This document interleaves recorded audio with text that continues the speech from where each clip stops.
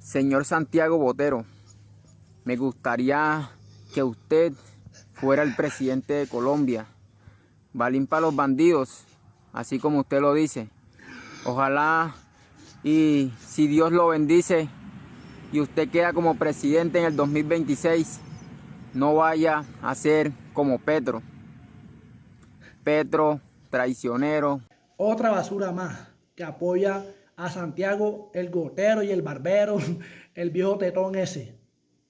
Mínimo ese pelado debe ser mantenido. Mínimo ese man es mantenido.